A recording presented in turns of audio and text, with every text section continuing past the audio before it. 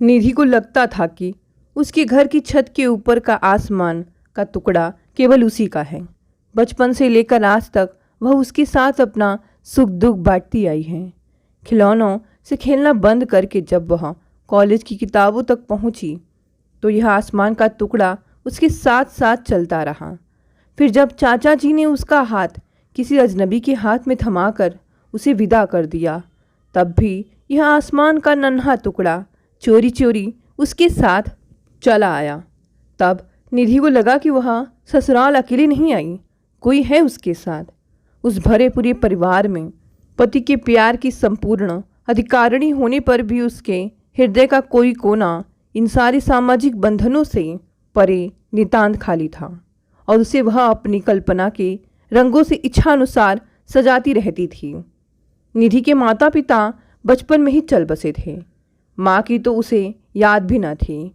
हाँ, पिता की कोई धुंधली सी आकृति उसके अवचेतन मन पर कभी कभी उभरती थी। किसी जमाने के पुराने रईसों का उनका परिवार था, जिसमें बड़े चाचा के बच्चों के साथ पलती बढ़ती निधि को यूं तो कोई अभाव ना था, किंतु जब कोई रिश्तेदार उसे बेचारी कहकर प्यार करने का उपक्रम करता तो वह छिटक कर दूर जा खड़ी होती और सोचती, वह बेचारी क्यों है। प्रिया व पूजा को तो कोई बेचारी नहीं कहता। एक दिन उसने बड़े चाचा के सम्मुख आखिर अपना प्रश्न रख दिया, पिताजी, मैं बेचारी क्यों हूँ? इस अचानक किए गए भोले प्रश्न पर विजय जी अपनी छोटी सी मासूम भतीजी का मुंह ताकते रह गए। उन्होंने उसे पास खींचकर अपने से चिपटा लिया। अपने भाई की याद में उनकी आंखें भर आई थी, जिससे वे बेहद प्यार करते थे। उसकी एकमात्र बेटी को उसकी अमानत मानकर भरसक लाड़ प्यार से पाल रहे थे।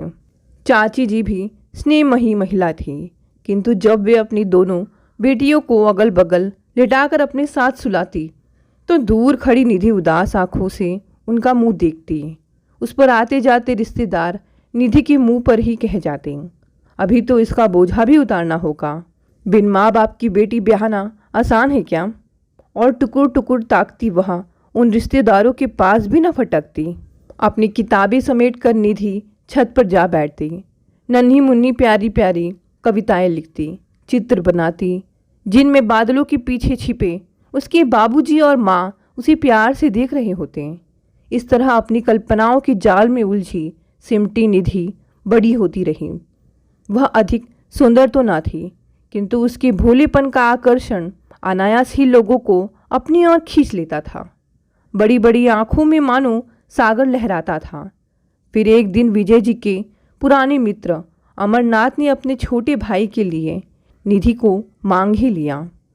यूँ तो शहर में अमरनाथ की गिनती भी पुराने रईसों में होती थी, किंतु अब वह सब शानो शौकत समाप्त हो चुकी थी। उनका काफ़ी बड़ा परिवार था। 3 छोटे भाई थे, जिनमें से 2 अभी पढ़ रहे थे। माँ थी, अपनी पत्नी और 2 बच्चे थे। पिता का निधन हुए काफ़ी समय हो चुका था और विनय के साथ मिलकर वे इस सारे परिवार के खर्च का इंतज़ाम करते थे। विनय सभी भाइयों में सबसे सीधा और आज्ञाकारी था। अमरनाथ उसके लिए किसी ऐसी लड़की को घर में लाना चाहते थे जो उनके परिवार के इस संगठन को बिखरने ना दे। अमरनाथ की पत्नी और माँ में बनती ना थी। काफ़ी समय से वे किसी ऐसी सुलझी हुई पढ़ी लिखी लड़की की तलाश में थे जो उनके घर के इस दम घोटू वातावरण को बदल सके। विजय जी के यहाँ आते जाते वे निधि को अपने छोटे भाई विनय के लिए पसंद कर बैठे। विजय जी ने विनय को बचपन से ही देखा था। बेहद सीधा साधा लड़का था, या यूँ कहिए कि कुछ हद तक दब्बू भी था, किंतु उसकी नौकरी अच्छी थी। निधि को उस घर में कोई कष्ट ना होगा, यह विजय जी जानते थे। सो पत्नी से पूछकर उन्होंने विवाह के लिए हाँ कर दी। निधि से पूछने की या उसे विनय से मिलवाने की आवश्यकता ही नहीं समझी गई, क्योंकि उस परिवार में ऐसी परंपरा ही न थी। प्रिया और पूजा के विवाह में भी उनकी सहमति नहीं ली गई थी। निधि और विनय का विवाह अत्यंत सीधे सादे ढंग से संपन्न हो गया। घर के दरवाजे पर बारात पहुंचते ही शोर मच गया, बहू आ गई, बहू आ गई। अरे रस का गिलास तो लाओ। विनय की भाभी आगे बढ़ाई और गाड़ी से पाँव नीचे रखती निधि को हाथ के इशारे से रोक दिया। वे धीरे से बोली, अभी रुको, रस का घूंट पीकर उतरना। निधि का जी घबरा रहा था। 10 दिनों से शादी की गहमा गहमी में वे काफ़ी थक चुकी थी। प्यास भी बड़ी जोर से लगी थी। जेठानी ने रस का गिलास मुंह से लगाया तो पीती ही गई। गाड़ी से उतरकर निधि और विनय को अंदर लाया गया। विनय के पीछे धीमे धीमे चलती निधि की आंखें इधर उधर विनय की माँ को खोज रही थी, यानी अपनी सासू माँ को, किंतु वे कहीं दिखाई न दी। सारे नेक जेठानी ही पूरे करा रही थी। निधि का घूंघट उठा। हंसते हुए वे विनय से बोली, लो अब ठीक से देख लो और चंद बातें भी कर लो, फिर रात तक फुर्सत नहीं मिलेगी। मैं चलती हूँ, जरा बाहर का भी देखना है। माँ कहाँ है भाभी? पहली बार निधि ने विनय के मुंह से कोई बात सुनी। वे अंदर कमरे में हैं, अभी आएंगी। तुम दोनों थोड़ा सुस्ता लो, मैं नाश्ता भेजती हूँ। और जेठानी चली गई। थोड़ी ही देर में चाय की ट्रे उठाए 2 लड़कियों ने अंदर आकर निधि को घेर लिया। शीघ्र ही 2 और लड़कियां भी आ गईं। किसी के हाथ में नमकीन की प्लेट थी तो किसी के हाथ में मिठाई की। नई बहू को सबसे पहले देखने का चाव सभी को था। विनय इस शैतान मंडली को देखकर घबरा गया। वह चाय का प्याला हाथ में थामे बाहर खिसक गया। भाभी, हमारे भैया कैसे लगे? एक लड़की ने पूछा। भाभी, तुम्हें गाना आता है? दूसरी बोली, अरे भाभी, हम सब तो विनय भैया से छोटी हैं, हमसे क्यों शर्माती हो? और भी इसी तरह के न जाने कितने सवाल वे करती ही जा रही थी। निधि इन सवालों की बौछार से घबरा उठी। फिर सोचने लगी कि विनय की माँ कहाँ है? क्या वे उससे मिलेंगी नहीं? चाय का प्याला थाम कर उसने धीरे से सिर उठाकर उन सभी लड़कियों की ओर देखा, जिनके भोले चेहरों पर अपनत्व झलक रहा था, किंतु आंखें शरारत से बाज नहीं आ रही थी। निधि कुछ सहज हुई और आखिर पूछ ही बैठी, मेरी सास कहाँ है? कौन, चाची? अरे वे तो अभी तुम्हारे पास नहीं आएंगी। सगुन के सारे काम तो बड़ी भाभी ही करेंगी। निधि कुछ ठीक से समझ नहीं पाई, इसलिए चुप ही रही। चुपचाप चाय पीती वह सोच रही थी, क्या वह अंदर जाकर माँ जी से नहीं मिल सकती? तभी जेठानी अंदर आ गई। चलो निधि, माँ जी के पाँव छू लो। निधि उठ खड़ी हुई। सास के पास पहुंचकर उसने बड़ी श्रद्धा से झुककर उनके पाँव छुए और इस इंतज़ार में झुकी रही कि अभी वे उसे खींचकर अपने हृदय से लगा लेंगी, किंतु ऐसा कुछ भी नहीं हुआ। सदा सुखी रहो कहते हुए उन्होंने उसके सिर पर हाथ रख दिया और वहाँ से चली गई। ममता की प्यासी निधि को ऐसा लगा जैसे उसके सामने से प्यार का ठंडा अमृत कलश ही हटा लिया गया हो। फूल से सजे कमरे में रात्रि के समय विनय व निधि अकेले थे। जीवन भर के विश्वासों की नींव शायद इसी परस्पर निकटता की आधारशिला पर ही टिकी होती है। इसलिए सुबह होते होते दोनों आपस में इस तरह घुल मिलकर बातें कर रहे थे मानो वर्षों से एक दूसरे को जानते हों। निधि विनय के मन को भा गई थी। दूसरे दिन सुबह सभी मेहमान जाने को हो रहे थे। रसोई में नाश्ते की व्यवस्था हो रही थी।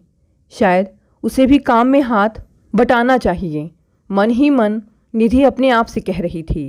यही सोचकर निधि भी रसोई के दरवाजे पर जा खड़ी हुई। जेठानी प्यालों में चाय छान रही थी और माँ पूरियाँ उतार रही थी। निधि ने धीरे से चकला अपनी ओर खिसकाकर सास के हाथ से बेलन ले लिया और मैं बेलती हूँ माँ जी कहकर पूरियाँ बेलने लगी। उसकी बेली 10 पूरियाँ उतारने के बाद ही सास धीरे से बोल उठी, विनय की बहू, पूरियाँ मोटी हो रही हैं, रहने दो, मैं ही कर लूँगी। निधि सहम कर बाहर आ गई।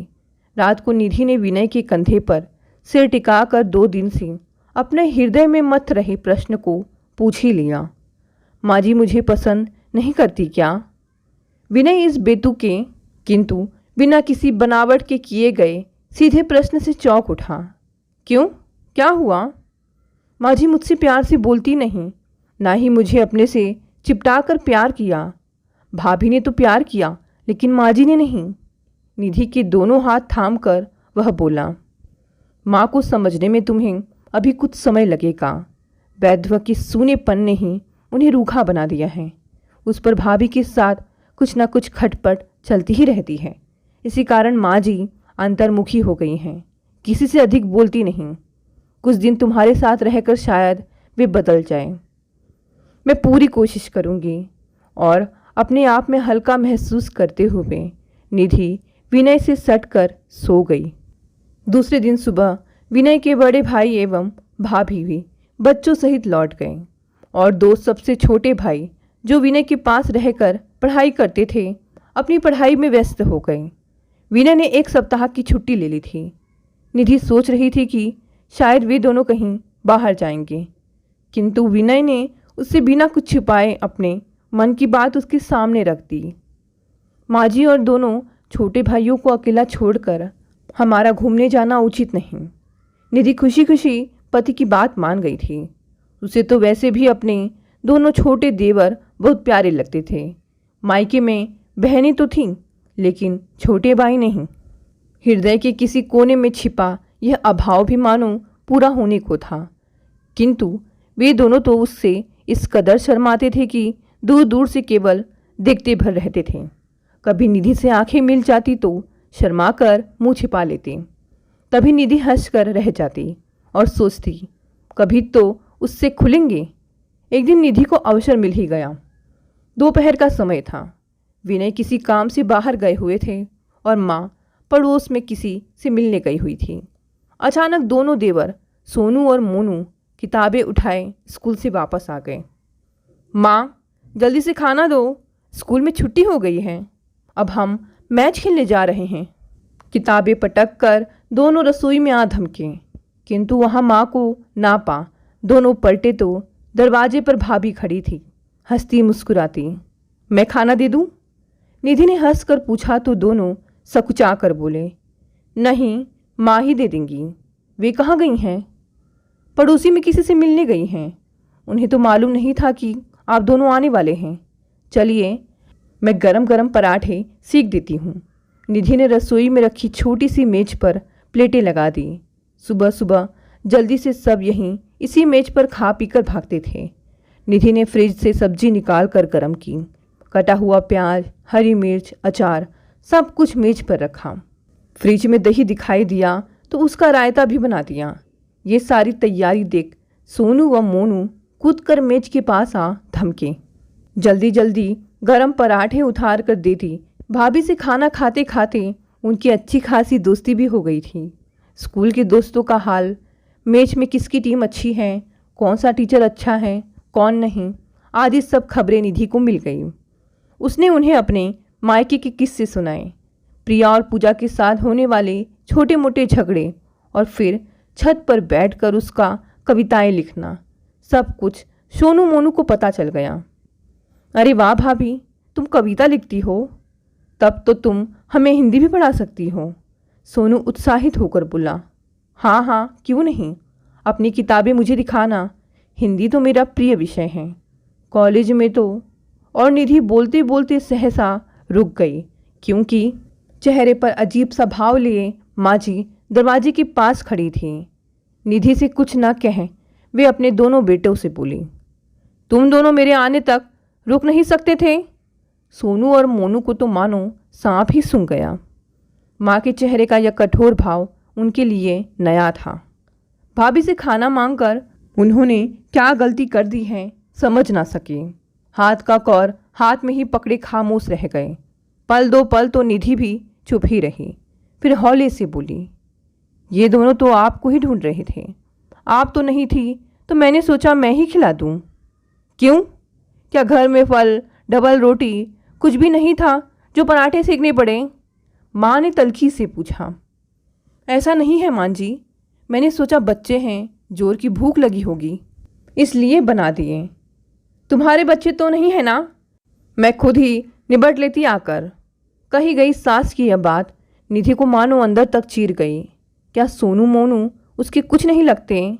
विनय के छोटे भाइयों को प्यार करने का क्या उसका कोई हक नहीं? उन पर केवल माँ का ही एकाधिकार है क्या? फिर कल जब ये दोनों भी बड़े हो जाएंगे तो माँ जी क्या करेंगी? विवाह तो इनके भी होंगे। फिर विचारों में उलझी निधि के सामने सांस का एक नया ही रूप उभर कर आया था। उसे लगा व्यर्थ ही वह माँ जी से अपने लिए प्यार की आशा लगाए बैठी थी। इनके प्यार का दायरा तो इतना सीमित संकुचित है कि उसमें उसके लिए जगह बन ही नहीं सकती। और जैसे जैसे उनके बेटों के विवाह होते जाएंगे यह दायरा और भी सीमित होता जाएगा, इतना सीमित कि उसमें अकेली मां जी ही बचेंगी। निधि के मुंह में न जाने कैसी कड़वाहट सी घुल गई। उसका हृदय ज्वाला से भर उठा। जीवन का एक नया ही पक्ष उसने देखा था। शायद विनय भी 26 वर्षों से अपनी माँ को इतना न जान पाए होंगे जितना कुछ पलों में निधि जान गई। साथ ही वह यह भी जान गई कि यदि बांटा ना जाए तो कितना स्वार्थी हो सकता है। निधि ने मन ही मन एक निश्चय किया कि वह प्यार को इन संकुचित सीमाओं में कैद नहीं करेगी। माँ जी को बदलना ही होगा। प्यार के इस सुंदर कोमल रूप से उन्हें परिचित कराना ही होगा। सोनू व मोनू न जाने कब के अपने कमरों में जाकर दुबके थे और माँ जी अपनी तीखी दृष्टि के पैने चुभते बाणों से निधि का हृदय छलनी कर अपने कमरे में जा बैठी थी। एक अजीब सा तनाव पूरे घर में छा गया था। निधि की आंखें छलछलाई। उसे याद आ गया अपना मायका, जहां वह किसी पक्षी की भांति स्वतंत्र थी। मगर निधि ने माँ जी को सिर से बदलने की ठान ली। सबसे पहले निधि अपना बर्ताव माँ जी को समझकर करने लगी, जिससे वो उनके दिल को ठेस भी ना पहुंचा सके और उनका दिल भी जीत ले। इसमें उसकी मदद विनय और दोनों देवर सोनू मोनू ने की। निधि अब सारा समय माँ जी के आसपास ही रहती, अक्सर उनसे कुछ चीज सीखने के बहाने उनसे खूब सारी बातें करती और अक्सर उन्हें उनका ही काम करने नहीं देती। जैसे उनके सर पर तेल रख देती, उनकी चोटी गूंद देती, उनके पसंद के पकवान बनाकर उन्हें ही खिलाती। निधि के इतने सारे भरसक प्रयत्नों के बाद आखिरकार माँ जी को निधि की कीमत नजर आ ही गई। परिणाम स्वरूप वो उसके करीब आ ही गई। अब जहाँ वो बड़ी बहू से खफा खफा रहती थी, उसका भी हाल चाल फ़ोन द्वारा ले लेती। बड़ी भाभी भी निधि की तारीफ करे बिना न थकती। आज सही मायने में माँ जी 4 बेटों के अलावा बहुओं की भी माँ जी बन चुकी थी। यह सब देखकर निधि भी फूले ना समाती, क्योंकि वो भी जल्द ही माँ ही बनने वाली थी। आज निधि के पास एक टुकड़ा आसमान का नहीं बल्कि पूरा का पूरा आसमान था। न जाने यह कैसी शांति थी, मानो किसी घुटन भरी कैद से मुक्ति मिली हो। मन किसी पक्षी की भांति बहती हवा के साथ उड़ने लगा हो। दोस्तों, ये छोटी सी पारिवारिक कहानी आपको कैसी लगी? अगर कहानी पसंद आई तो इसे लाइक, शेयर और कमेंट करें। साथ ही साथ अगर आप नए हैं तो चैनल को भी सब्सक्राइब कर लें। धन्यवाद दोस्तों, मिलते हैं अगली नई कहानी से।